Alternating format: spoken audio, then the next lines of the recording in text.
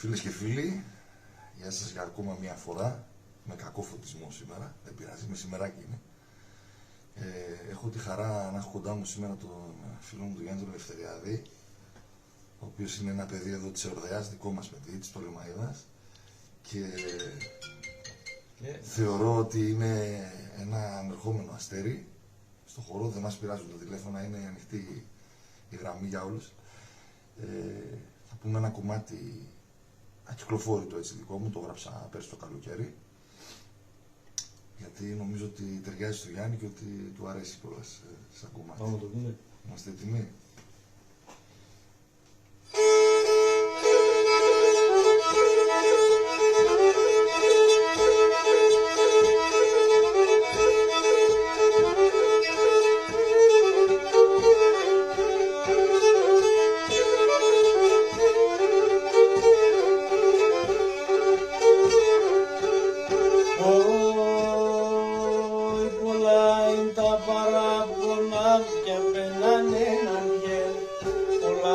Τα παράπονα κι απέναν έναν γεν.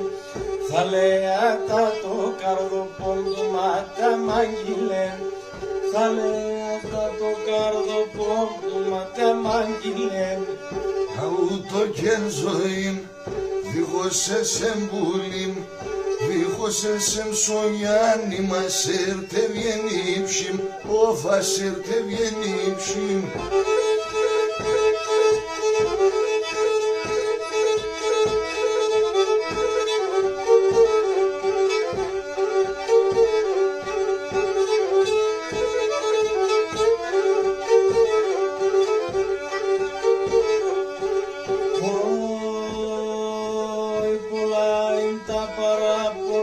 Κι όλα που γαλεμέν, πολλά είναι τα παράπονα κι όλα που γαλεμέν. Γερανεύτα είναι αλάρωτον του κι σε μετεμέν. Γερανεύτα είναι αλάρωτον του κι σε μετεμέν. Αούτο κεν ζωήν, δίχως εσέμ πουλήν, δίχως εσέμ σογιάννη μας έρτε βιενίψιμ, όφας έρτε βιενίψιμ. Γεια σου Γιάννη.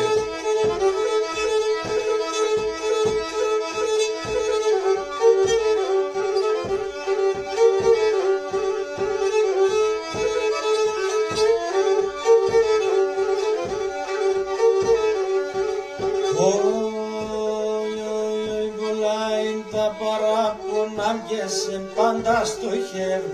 Πολλά είναι τα παράπονα και σε πάντα στο χέρι. Εσύ μακρά ευρύεσαι τα εμέν σαρέμ.